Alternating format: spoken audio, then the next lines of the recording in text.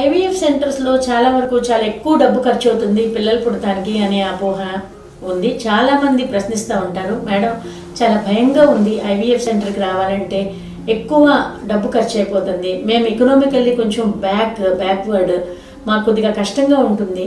అయితే డాక్టర్స్ కూడా కరెక్ట్గా అంటే వాళ్ళకి చెప్పలేకపోతారు ఎంతవరకు ఖర్చు అవుతుంది అనేది. అంటే ఎప్పుడు కూడా ఒక డాక్టర్ దగ్గరికి వెళ్ళేటప్పుడు ఎవరిమైనా సపోజ్ ఇప్పుడు నేను ఏదైనా పేషెంట్గా ఒక దగ్గరికి ఎక్కడికైనా వెళ్ళాలంటే ఒక 10,000 రూపాయలు ఖర్చు అవుతుంది అని నేను అనుకుంటే దానికి ఒక 5,000 అటు ఇటు అవుతుంది డెఫినెట్గా. ఎందుకంటే అందరిది కండిషన్ ఒకేలాగా ఉండదు. మెయిన్ అదే ప్రాబ్లం. ఒక్కొక్క హ్యూమన్ బీయింగ్, ఇప్పుడు ఈవిడ రజిత, ఆవిడ కవిత, ఈవిడ సరిత అని ఎలా చెప్తాము?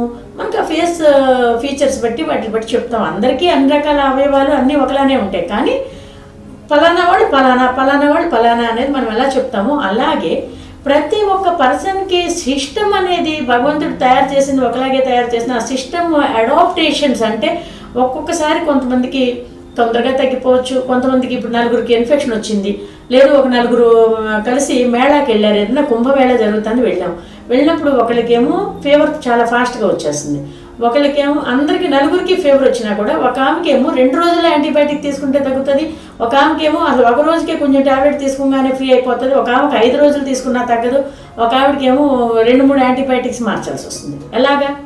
మన రెసిస్టెన్స్ సిస్టమ్ అనేది డెవలప్మెంట్ అప్పుడే మన యొక్క జెనెటిక్ ఫ్యాక్టర్స్, మనం ఉండే ఎన్విరాన్మెంటు, మనకి ఉండే ఆ ఎఫర్ట్, మనం ఒక్కొక్కసారి ఏంటంటే జబ్బు వచ్చినప్పుడు కొంతమందికి చాలా పెయిన్ సెన్సిటివ్ ఉంటారు, కొంతమంది ఎంత పెయిన్ వచ్చినా తట్టుకునేలాగా మనిషికే కదా వచ్చేది 4 రోజుల్లో తగ్గిపోతుందిలే అంటారు.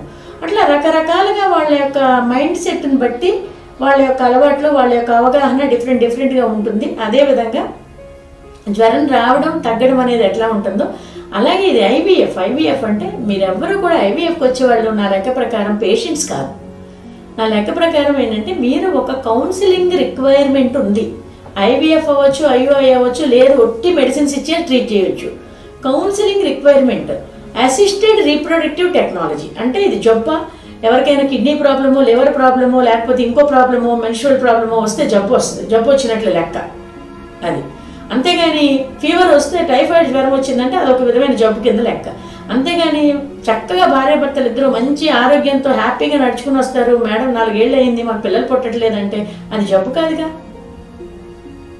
మామూలుగా మీరు వచ్చారు, మీకు అసిస్ట్ చేస్తున్నాం, హెల్ప్ చేస్తున్నాం, అమ్మా ఇదిగో ఇది ఈ పద్ధతి, ఈ మందులు వాడండి, 5 నెలలు మందులు వాడితే యూజువల్గా చాలా మందికి ఈ సమస్య నుంచి నువ్వు తగ్గిపోవచ్చు, నీ ప్రాబ్లం సాల్వ్ అయిపోవచ్చు, నువ్వు మందులు వాడని ఒక 5 నెలలు చూస్తాం. మందుల వల్ల అవ్వలేదు మేడం మరి ఏం చేద్దామని అంటే ఏదో ఒక చిన్న ప్రక్రియ చేస్తాం, లేదు కొన్ని టెస్టులు చేస్తాం, లేదా ఏదో ల్యాప్రోస్కోపీనో హిస్ట్రోస్కోపీ వాళ్ళకి అవసరమైన వరకు అవసరమైన టెస్టులు చేస్తాం. చేసిన తర్వాత దీనికి ఇది సమస్యకి ఈ విధంగా పరిష్కారం అవుతుందమ్మా, ఇదిగో ఈ విధమైన ట్రీట్మెంట్కి వెళ్ళండి, లేదా మందులు మార్చి రాద్దాం, మీ హస్బెండ్కి రాద్దాం, మీ హస్బెండ్ ఒక 3 నెలలు వాడినాక చూద్దాం అంటాం. సో ఒక్కొక్కరికి ఒక్కొక్కలాగా ఉంటుంది. అలాగే ఐవీఎఫ్కి వచ్చినప్పుడు కూడా ఐవీఎఫ్ విధానంలో 25 సంవత్సరాల ఒక అమ్మాయికి ట్యూబ్స్ 2 బ్లాక్ అవుతాయి, అప్పుడు ఐవీఎఫ్ చేయాలి. చిన్న అమ్మాయి తక్కువ ఇంజెక్షన్సే ఖర్చు అవుతాయి. సో ఫీజులు ఇదిగో మీకు ఎంత అవుతుందో చెప్తారు, మీకు ఇష్టమైతే మేడం చేయించుకుంటారు అని చెప్పండి ఐవీఎఫ్ సెంటర్లో, లేదు మేడం మేము కొంచెం తక్కువ ఒక 4,000 5,000 తగ్గించండి అంతే, తప్పేమీ లేదే. మీకున్న ప్రాబ్లమ్ని మీరు డాక్టర్కి ఎక్స్ప్లెయిన్ చేయడం తప్పలేదు. మీరు అబద్ధాలు చెప్పకూడదు. ఎక్కడ? దేవుడి దగ్గర, భగవంతుడి దగ్గర మనం ప్రేయర్ చేసుకునేటప్పుడు అబద్ధం అనేది చెప్పకూడదు, చెప్పడం కూడా వేస్ట్. అలాగే డాక్టర్ దగ్గర చెప్పకూడదు. అట్లాగే భగవంతుడిని ఎలా నమ్ముతారో డాక్టర్ని కూడా సెకండ్ నమ్మాలి, తర్వాత అమ్మని నమ్మాలి. కొన్ని ఉంటాయి మనం నమ్మేవి. అలాగే మీరు డాక్టర్ దగ్గరికి వచ్చేటప్పుడు నమ్మకంతో రండి, మీరు సక్సెస్తో వెళ్తారు.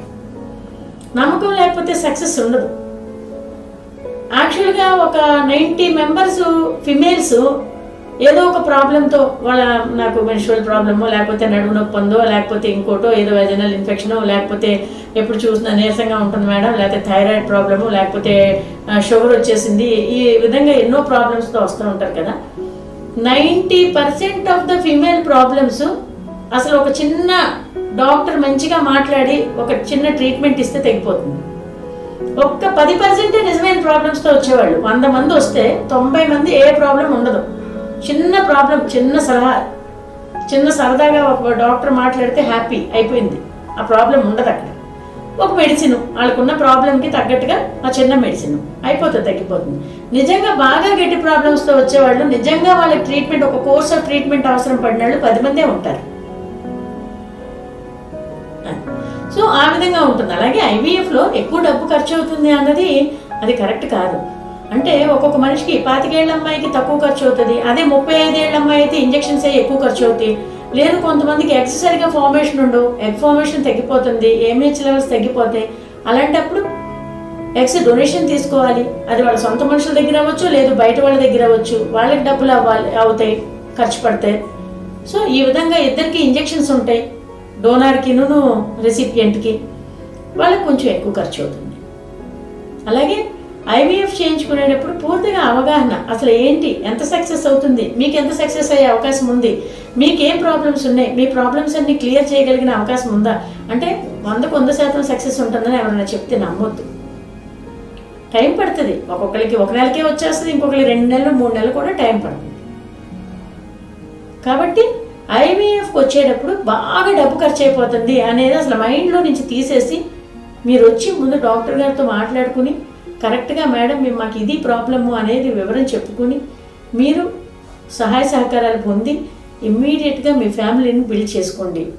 మనకి భారతీయ సాంప్రదాయం ప్రకారంగా ఐవీఎఫ్కి ఎక్కువ అవుతుందా, లేకపోతే ఇంకోటి కావాలా ఇంకో ప్రొసీజర్ అన్నీ మీరే నిర్ణయించుకోవద్దు. మన సాంప్రదాయం ప్రకారంగా మనకి ఫ్యామిలీ అనేది చాలా ఇంపార్టెంట్. ఒక ఫ్యామిలీని త్వరగా తయారు చేసుకోవాలి. లేదంటే ఆ వచ్చే కాన్సిక్వెన్సెస్, ఆ ప్రాబ్లమ్స్ మొత్తం ఫ్యామిలీస్ ఎన్నో చుట్టుపక్కల ఉన్న 4-5 ఫ్యామిలీస్ కూడా ఎఫెక్ట్ అయిపోతాయి దీనివల్ల. అటమ్మాళ్ళు, ఇటమ్మాళ్ళు, అక్క చెల్లెళ్ళు, అన్నతమ్ములు అందరూ ట్రబుల్ ఫేస్ చేస్తారు. పిల్లలు చాలా ఇంపార్టెంట్, లైఫ్లో పిల్లలు చాలా చాలా ఇంపార్టెంట్. మీరు టైం లేకపోతే ఒక బిడ్డనే కనండి, బట్ కనండి తప్పనిసరిగా. మీకు ఏ విధంగా ప్రాబ్లం సాల్వ్ అవుతుందో చూడండి. డాక్టర్ దగ్గరికి వెళ్ళడానికి భయపడొద్దు. ఐవీఎఫ్కి ఎక్కువేం ఖర్చు కాదు, మీకున్న పరిస్థితిని బట్టి అవుతుంది. పెట్టుకోవాలి, తప్పదు. ప్రాబ్లం నుంచి విముక్తి కావాలి, మీకు బెడ్ కావాలి. సో మీరు భయపడొద్దు. భయపడకుండా ఐవీఎఫ్ సెంటర్కి వెళ్ళి మీకు ఒకవేళ నిజంగా ఐవీఎఫ్ అవసరమైతే తప్పకుండా డాక్టర్తో మాట్లాడి మీ యొక్క ప్రాబ్లంని చెప్పి మీరు ఆ సహకారాలు పొందండి, మీ బిడ్డని మీరు పొందండి.